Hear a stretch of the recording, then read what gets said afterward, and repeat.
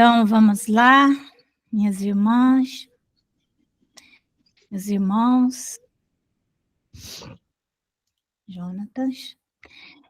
Vamos iniciar os nossos estudos. Hoje, continuando o capítulo 17, Sede Perfeitos, do Evangelho segundo o Espiritismo, o item 8, a virtude. Nós estudamos na nossa reunião passada sobre o dever. E hoje, sobre a virtude. Então, nós vimos que o dever é uma obrigação moral da criatura humana. Ele é um nível de consciência de o que precisa ser feito, né? E agora o item 8, a virtude. Quando nós falamos fulano é virtuoso, é a virtude, veja que a virtude,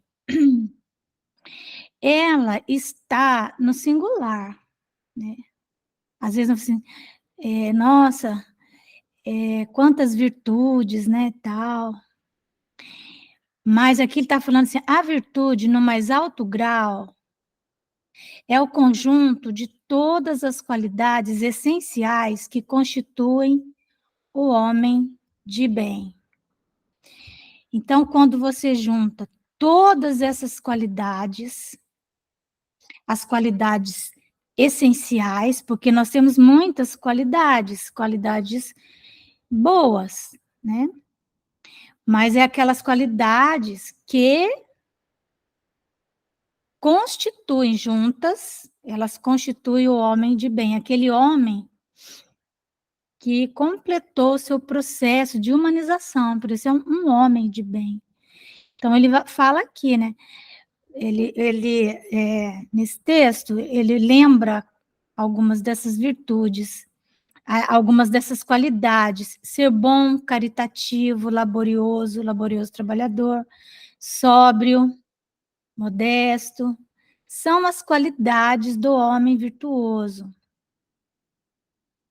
Infelizmente, quase sempre, as acompanham pequenas enfermidades morais que as desornam e atenuam.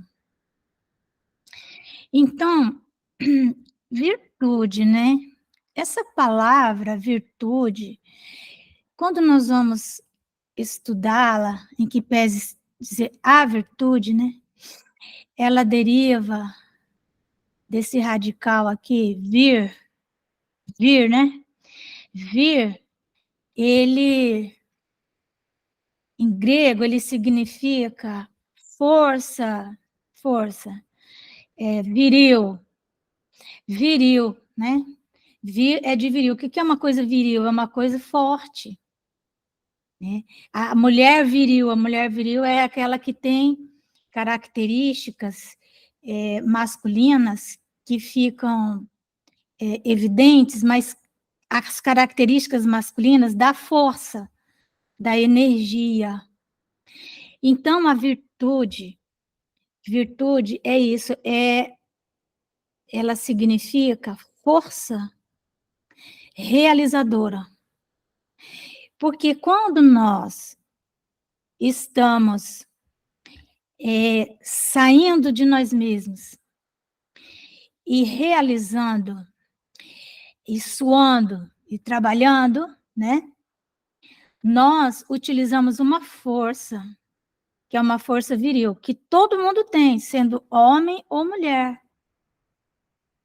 Então, a virtude, ela em mais alto grau, ela é o conjunto de todas essas qualidades, porque cada qualidade dessa traz consigo uma energia realizadora. A bondade, a caridade, a pessoa ser laboriosa, né, trabalhadora, a modéstia, certo? Então, são qualidades que elas trazem consigo algo que nos impulsiona. A pessoa trabalhadora, por que ela é trabalhadora? Porque ela tem essa energia. Então, quando você junta tudo isso, a energia da bondade, da caridade, né? Aqui está falando caritativo, né, no Evangelho. Caritativo é a característica daquele que faz a caridade, né?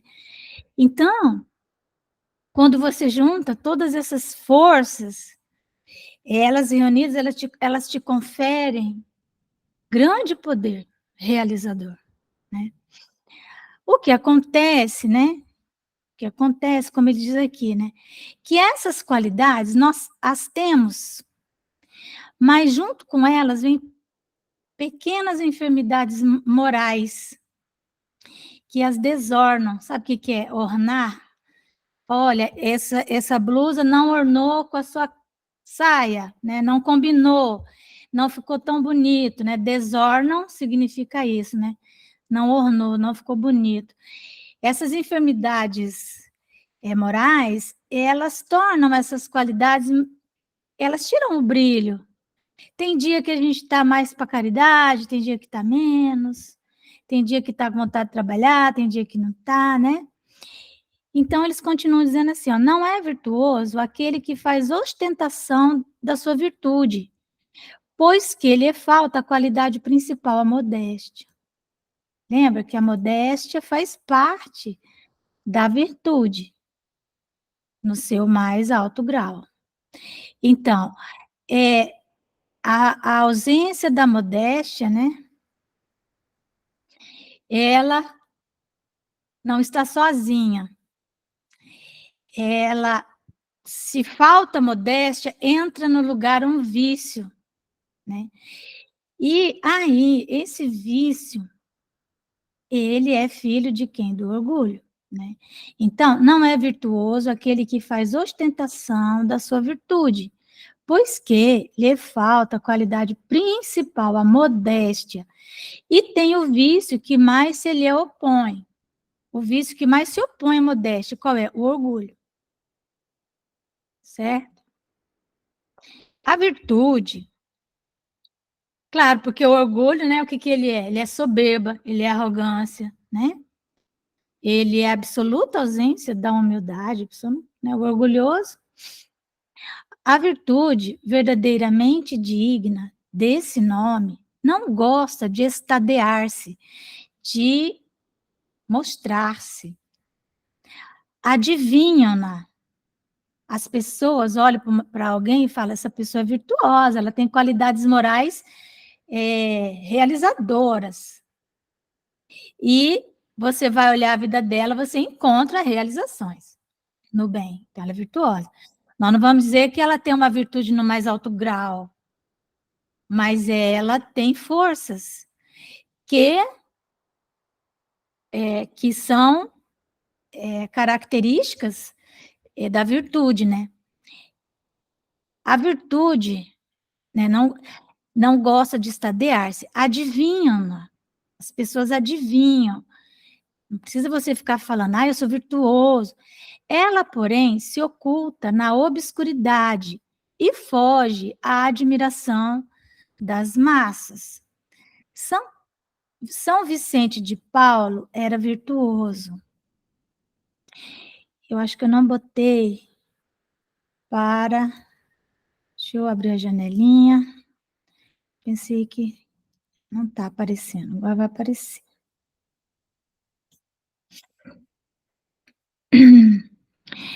São Vicente de Paulo era virtuoso.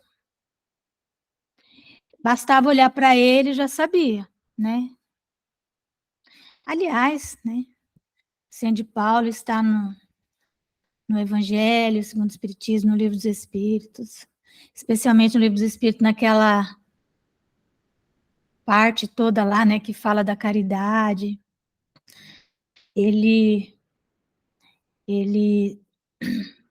traz essa noção para nós, né, da caridade, da esmola, diferença. Eram virtuosos o digno Curadars e muitos outros quase desconhecidos no mundo, mas conhecidos de Deus. Todos esses homens de bem ignoravam que fossem virtuosos. Deixavam-se ir ao sabor de suas santas inspirações e praticavam o bem com desinteresse, completo e inteiro esquecimento de si mesmo. Porque a virtude, né, que é essa força, a pessoa, às vezes, ela tem um corpo, assim, bem débil, corpo débil mesmo, mas ela é virtuosa. Então, você vê que ela é repleta de realizações. Olha a irmã Dulce, essa Dulce nossa aí também, né? Mas a irmã Dulce lá de Salvador, né? Nossa, a mulher, você olhava para ela, você já, só de olhar, você via, meu Deus, como que essa pessoa consegue parar em pé, né? Magrinha. E olha o que ela deixou, né? Então, é, as realizações, né, do virtuoso, porque essa coisa, né, apesar dela ser frágil, ela tinha uma força viril imensa, uma força viril imensa, né? Não é? Assim como Madre Teresa, né, de Calcutá, Santa Teresa d'Ávila. Agora, Santa Teresa d'Ávila, ela era viril mesmo, né? Ela era uma mulher, virou santa, né, tal, mas era uma filósofa. Quase que ela morreu na fogueira da Inquisição, Santa Teresa d'Ávila. Mas ela era muito viril. Ela estava associada a virtude dela a uma energia física também muito potente. E ela tem até aquela história, ela fazia parto, né? Tem até aquela história dela, né? Que ela sai na madrugada, ela se desdobra e sabe de uma mulher que vai dar à luz, e ela então sai, começa uma tempestade, ela pega o cavalo, imagina, né? E vai correndo, né? Aí depois ela chega, tem era um pequeno riacho, mas que por causa da tempestade estava assim bem, já com a água bem alta, então ela não pôde passar com o cavalo. Aí ela saiu, né? E desceu do cavalo e ela foi atravessar o riacho numa pinguela. Sabe o que é uma pinguela, né? Uma madeira que fica em cima, assim, como se fosse uma ponte. Mas é um tronco de árvore. E nessa travessia ela caiu na água e estava se afogando, ia morrer afogada. Aí nisso, quando ela está quase afogando, Jesus, né, em pessoa, vem e salva ela. Consegue levá-la até a margem, e aí ela toda esbaforida, toda molhada lá, tal, aí Jesus senta do lado dela, aí ele fala, ai, minha irmã, me perdoe. Vai ver que ele estava lá em Júpiter, né, fazendo alguma coisa. Ele falou assim, veja como eu trato os meus servos. Aí ela virou para ele e falou assim, pois é, deve ser por isso que os senhores têm em tão pouco número, né? Por isso que eles são tão poucos. E é por isso que às vezes a gente fala, ai, Jesus, né? Então, a Santa Teresa d'Ávila era essa freira, né? Então ela era assim, tinha essa força, né? Então, todos esses homens de bem ignoravam que fossem virtuosos, né? Por quê? Porque a energia que eles tinham, eles iam praticando aquilo, é uma força propulsora. A virtude é uma força que te coloca em movimento. Ela é uma força realizadora. Não tem como. Por isso que o progresso é inevitável, né? Conforme nós vamos desenvolvendo qualidades, elas vão depois se depurando, se transformando e tal, e elas então vão compondo virtudes até que se torna a virtude verdadeira, vamos dizer assim, né? No seu mais alto grau. A virtude, assim, compreendida e praticada é que vos convido. Olha, aquele nos convida, né? É a que vos convido, meus filhos, a essa virtude verdadeiramente cristã e verdadeiramente espírita, é que vos concito a consagrar-vos. Afastai-vos, porém, de vossos corações tudo que seja orgulho, Vaidade e amor próprio, porque não dá. Você, né? Porque são isso aqui são sensações muito precárias ainda. E elas ainda, essas sensações aqui, elas estão muito próximas ainda dos nossos instintos, né? Então, ele diz assim, ó, afastai-vos, né? Tudo que seja orgulho, vaidade, amor próprio, que sempre desadornam as mais belas qualidades. Então, às vezes a pessoa tem ali uma qualidade, né? Às vezes a pessoa é inteligente, tal, mas aí o orgulho arrebenta com ela, a vaidade, né? O amor próprio. Não imiteis o homem que se apresenta como modelo e trombeteia ele próprio suas qualidades a todos os ouvidos complacentes. Especialmente, né, essas pessoas trombeteiam as suas qualidades àqueles que são necessitados das suas ações. Ele vai, faz um bem para a pessoa e depois fica falando tudo que ele é, fica lendo um currículo, né? A virtude que assim se ostenta esconde muitas vezes uma imensidade de pequenas torpezas e de odiosas covardias. Então, ela não é uma virtude, ela é apenas uma aparência, né? Em princípio, o homem que se exalça, normalmente essas pessoas aqui, elas começam alguma realização no bem, mas se não tem um retorno para o seu interesse pessoal, elas não aguentam continuar, porque fazer o bem é um negócio que cansa. É uma coisa que cansa, é uma coisa que gasta. Pense, porque é uma rotina, sabe? Uma rotina. No começo, às vezes as pessoas chegam, né, para trabalhar conosco, né? Chegam cheias de entusiasmo, né? E aí eu sempre falo para a Dulce, nós temos que botar a pessoa na geladeira, pelo menos um tempinho, no trabalho assistencial, né?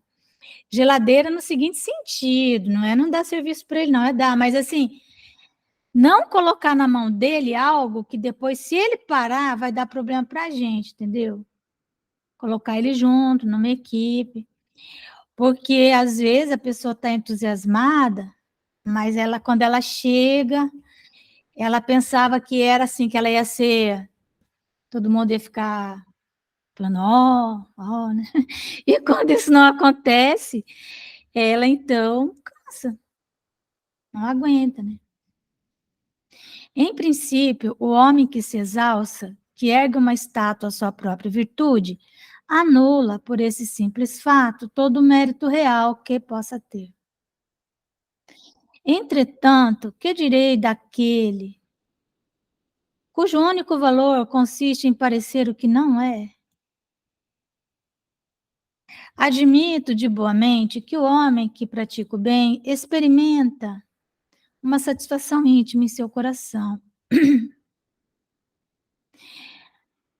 Mas, desde que tal satisfação se exteriorize para colher elogios, degenera em amor próprio. Ou seja, degenera, né? Quando nosso objetivo é pegar as nossas sensações e depurá-las. E não essa satisfação íntima, ela, toda vez que a pessoa faz o bem, ela sente uma alegria interna. Não tem como, é da lei. Fez o bem, você vai sentir. Só que esse bem, ele te traz o quê? Ele te traz vigor, né? Lembra? Ele te traz um vigor. Aí você vai gastar essa energia falando de você mesmo. Ó vós, a quem a fé espírita aqueceu com seus raios, e que sabeis quão longe da perfeição está o homem. Jamais esbarreis em semelhante escolho. A virtude é uma graça que desejo a todos os espíritas sinceros. Há muito tempo, veja bem, ó, que os espíritos, né, vêm sempre colocando do lado da palavra espírita uma qualificação, sabe? Quando Kardec definiu, né? Porque não existia o termo espiritismo, espiritista, nem espírita. Existia espiritualismo, espiritualista, né? E espiritual, era o que existia. Ele criou o neologismo, ele criou a palavra espírita, espiritista, espiritismo. Mas era só isso. Aí, veja que nós ainda estamos nas mensagens, 1863, 1857, Livro dos Espíritos. Aí, pouco tempo, eles já começaram, os espíritos, o próprio Kardec criou as categorias, porque ele viu que tem espírita, tem espírita, tem espírita, tem espírita, ou seja, se tem um espírita sincero, é porque tem aquele que não é tão sincero assim, não é? Fala a verdade, é, não é? Se tem o espírita verdadeiro, é porque tem aquele que é imperfeito, não é? Lembra que também no próprio Evangelho tem lá, além da definição, né, do verdadeiro espírita, tem também, porque tem os bons espíritas, é porque tem o espírita que não é bom. Não era para ser assim, concorda? Não era. Mas está cheio da palavrinha do lado, né?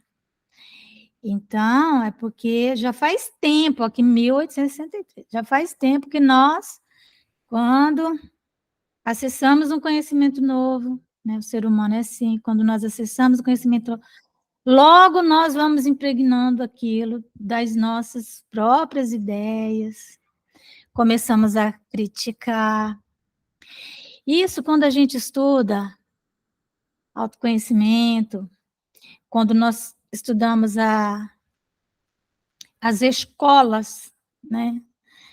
Aqui, escola, não no sentido de uma escola formal, mas um ambiente de acesso ao conhecimento, e, e esse ambiente, para que ele seja realmente eficaz, seja qual for o conhecimento, na área da ciência, da filosofia ou da religião, uma escola, né, ela tem que ter uma potência de trabalho muito grande, né? E ela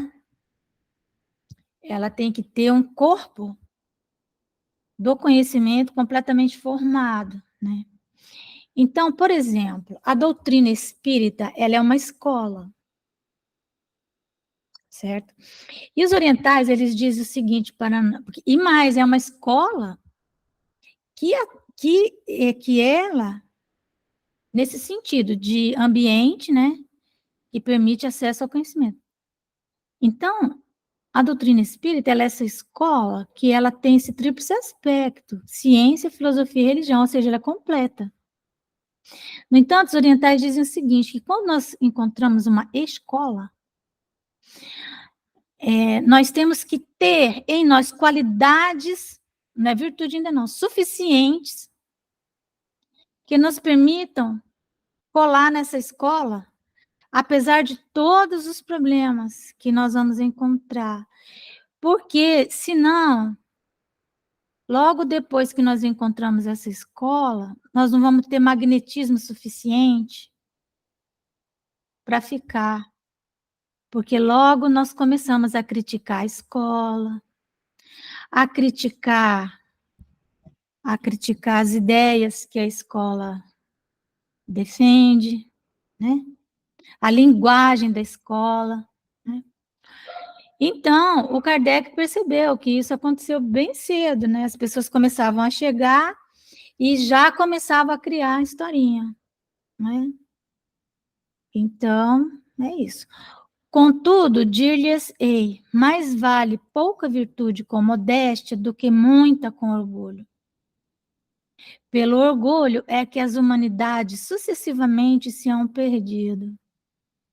As humanidades, aqui ele está falando das gerações, né? Pela humildade é que um dia elas se hão de redimir.